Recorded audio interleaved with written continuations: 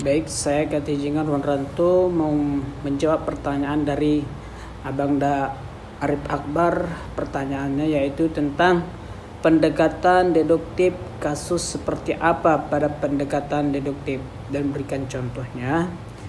Baik, saya akan jawab. Pendekatan deduktif ini dilakukan dengan guru memberikan penjelasan mengenai sebuah konsep kepada peserta didik, dilanjutkan dengan memberikan contoh penerapan dari konsep tersebut. Nah, kita ambil contoh dari pendekatan deduktif ini, yaitu ketika pada suatu materi ada peraturan atau rumus yang sudah pasti. Pendekatan deduktif ini bisa jadi pilihan yang tepat. Misalnya pada pelajaran matematika, ada sekumpulan rumus aljabar yang akan dijelaskan terlebih dahulu oleh guru. Setelah itu baru dilanjutkan dengan contoh-contoh dan latihan soal. Nah, seperti itulah penjelasan dari saya mengenai pertanyaan dari Abang Arif Akbar. Terima kasih. Baik, saya akan menjawab pertanyaan dari Kak Jariah. Pertanyaannya, bagaimana cara kita menyesuaikan metode dengan gaya pembelajaran?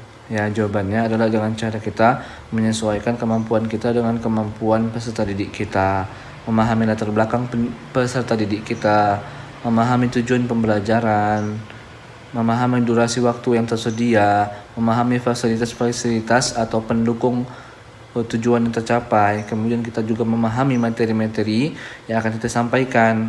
Kemudian kita cocokkan dengan metode apa yang akan tepat tersampaikan kepada siswa kita agar tercapainya pemahaman yang baik.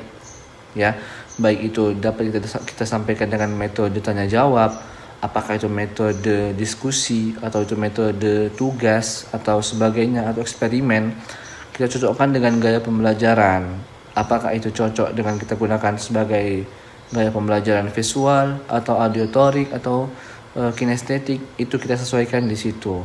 Mana yang lebih tepat, mana yang lebih cocok, mana yang kemungkinan dapat berjalan dengan lancar dan tercapainya pemahaman yang baik bagi seorang siswa. Kita pun mencapai tujuan pembelajaran. Kemudian kita menjadi guru yang teladan. Kita naik gaji. Masya barakallahu fikum. Assalamualaikum warahmatullahi wabarakatuh. Di sini saya akan menjawab pertanyaan dari Nurul Afifah, yaitu pertanyaannya, apa manfaat dari strategi pembelajaran? Strategi pembelajaran merupakan sangat penting bagi kita seorang pendidik dalam mengajar nantinya. Apabila seorang pendidik menggunakan strategi di saat mengajar, pastinya nanti akan menimbulkan suatu pembelajaran yang sangat efektif, sehingga anak murid ataupun siswa dapat lebih mudah memahami apa yang kita ajarkan kepada mereka ataupun apa yang kita katakan kepada mereka. Tidak hanya itu, manfaat dari strategi pembelajaran yaitu seorang pendidik di saat mengajar di dalam kelas pastinya akan mendapatkan pola pikir anak-anak murid yang berbeda-beda. Ada yang masih bermain-main, ada yang masih suka ribut, ataupun bahkan ada yang tidak mendengarkan apa perkataan seorang guru tersebut.